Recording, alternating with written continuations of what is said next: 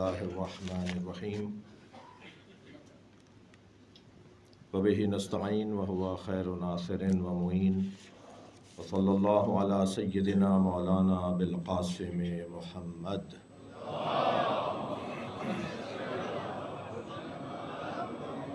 व आलिहि तय्यबीन अत्ताहिरीन व लअनतुल्लाहि अला आदाइहिम अजमईन। अम्मा बअद, क़ाल अमीरुल मोमिनीन अली इब्न अबी तालिब अलैहिस्सलाम कुन फिल फितनति कब्निल लबून ला ज़हरुन फयुरकब वला दरउन फयुहलब। सबसे पहले हज़रत हुज्जतुल इस्लाम वल मुस्लिमीन मुरव्विज और मुबल्लिग़ नहजुल बलागा जनाब मौलाना मकबूल हुसैन अलवी, जो मेज़बान भी हैं और मेहमान भी, उनके रफ़क़ाए कार जनाब मौलाना लियाक़त आवान साहब, कराची में इन तक़रीबात के इनेक़ाद में भोजानी हाल और उससे वाबस्ता ज़िम्मेदारों और आज अबू तालिब मस्जिद और इमाम बारगाह के इस रसूल आज़म हॉल में मुनक़िदा इस तक़रीब के मुआविन जनाब इक़बाल शाह साहब, जनाब अली नक़वी साहब, हादी भाई और इनके तमाम रफ़क़ा, अनिल जाफ़री साहब की बहुत देर से ज़ियारत कर रहा हूँ और वो ख़ास मुआविन हैं और ख़ास वसीयत लेने के बाद आज इस जगह इस कामयाब तक़रीब के सबब करार पाए हैं। स्टेज पे तशरीफ़ फरमा जनाब हुज्जतुल इस्लाम वल मुस्लिमीन सैयद शमसीपुर, मुफ्ती फ़ज़ल हमदर्द, प्रोफेसर आबिद हुसैन, जनाब डॉक्टर एजाज साहब जो कि यूके से तशरीफ़ लाए हुए हैं, और आप तमाम हाज़रीन। इस वक्त क़ुलूब और अज़हान मुनव्वर हैं ज़िक्र मौला अली से। मौला अली हर मैदान में अली हैं। सबसे पसंदीदा मैदान अली का जिसमें वो कदम रखते हैं और कामयाब लौटते हैं वो मैदान इल्म है। वो जो ये कहता हुआ नज़र आए कि पूछो पूछो इससे पहले कि तुम मर जाओ, सलूनी सलूनी क़ब्लन तफ़क़िदूनी का तर्जुमा, पूछो पूछो इससे पहले कि मैं दुनिया से चला जाऊं, ये भी दुरुस्त है, मगर यही क्यों तर्जुमा किया जाए? जो एक और दुरुस्त तर्जुमा है वो क्यों ना किया जाए? सलूनी सलूनी क़ब्लन तफ़क़िदूनी, पूछो पूछो इससे पहले कि तुम मर जाओ। मैं तुमसे फ़ाक़िद हो जाऊं या तुम मुझसे फ़ाक़िद हो जाओ, किलाहुमा सही। जब दोनों तर्जुमे सही हैं तो जिसने भी मौला अली अलैहिस्सलाम से पूछा, मौला अली से इस्तिफ़ादा किया, वो आज मालिक अश्तर ज़िंदा हैं, वो आज सैयद रज़ी ज़िंदा हैं।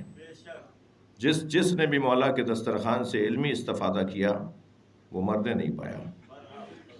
एक ऐसा समंदर ना पैदा किनार, एक ऐसा गहरा समंदर जिसे नहजुल बलागा कहा जाता है। और जैसा कि मुफ्ती फ़ज़ल हमदर्द साहब ने भी इशारतन एक बात की तरफ हज़रत अल्लामा आयतुल्लाह अक़ीलुल ग़रवी के कलाम से इस्तिफ़ादा करते हुए एक इशारा फरमाया। अल्लामा नक़्क़न साहब का बड़ा हसीन जुमला है, वो फरमाते हैं नहजुल बलागा इल्म अली का नाम नहीं है, नहजुल बलागा कशकोले सैयद रज़ी का नाम। मौला अली की बारगाह में जो उन्होंने कशकोल फैलाया और उस कशकोल में जो उन्हें मिल गया उसका नाम नहजुल बलागा रख दिया, वरना तो मुस्तदरक नहजुल बलागा के नाम से उन्वान से शायद जितनी बड़ी नहजुल बलागा की ये किताब है, इस जैसी 10 जिल्दें तैयार हैं जो मौलाए कायनात के कलाम पर मुश्तमिल है। मगर नहजुल बलागा ही नहजुल बलागा क्यों? क्योंकि ये इंतखाब कलाम अमीरुल मोमिनीन है। मगर इंतखाब भी कौन करता? अली के कलाम का इंतखाब करना भी तो हुनर मांगता है। हर एक के बस की बात नहीं था कि मौलाए कायनात के कलाम से इंतखाब किया जाता, और ये हुनर सैयद रज़ी का हुनर है। سید رضی نے تقریباً 1000 سال پہلے 400 کچھ ہجری میں تقریباً 1000 سال پہلے سید رضی نے نہج البلاغہ در حقیقت مولا علی علیہ السلام کے تمام کلام میں سے منتخب کر کے اس کتاب کا نام قرار دیا۔ بہت گفتگو، بہت کچھ کہا جا سکتا ہے۔ یہ حقیر فقیر بھی نہج البلاغہ کے حوالے سے ایک چھوٹا سا خادم قرار پائے۔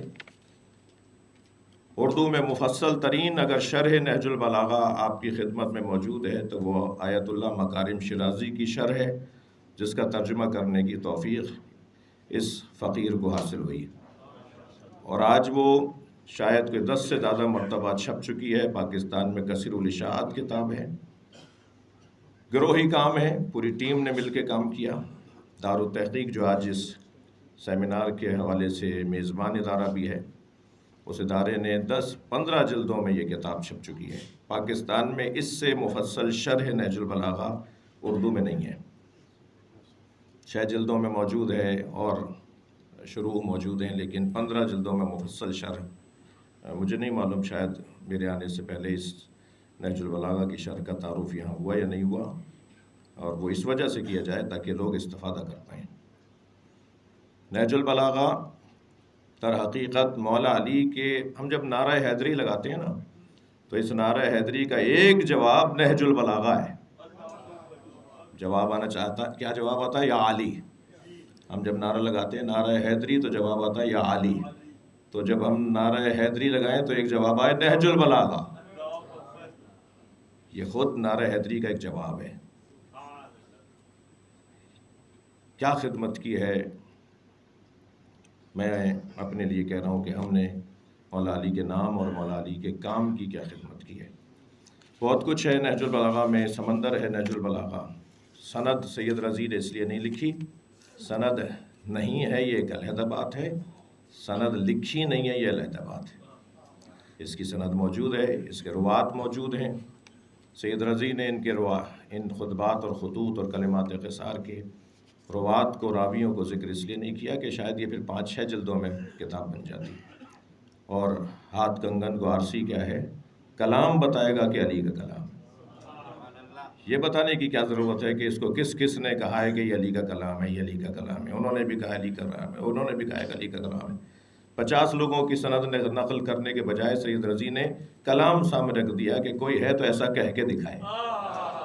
سب سے اچھا، سب سے عمدہ، سب سے اعلیٰ کام ہے جو مولا کی خدمت کے لیے ہم کر سکتے ہیں، وہ یہ کہ مولا کے علم کو، مولا کے معارف کو، مولا کے پیغامات کو، جیسا کہ کلمات قصار کے آغاز میں پہلے ہی کلمہ جو مولا علی کا ہے، کن فی الفتنۃ کابن اللبون، فتنے کے ایام میں اونٹنی کے 2 سالہ بچے کی طرح ہو جاؤ، لا ظہر فیرکب، اس کی پشت اتنی مضبوط نہیں ہوتی کہ اس کے اوپر تم سواری کر سکو، لا درع فیحلب، اور نہ ہی اس کے پستان ہوتے ہیں کہ دودھ نکالا جا سکے، نہ تم سے وہ فائدہ اٹھا پائے نہ وہ تم سے فائدہ اٹھا پائے، کوئی تم سے، فتنے کے ایام میں ایسے ہو جاؤ۔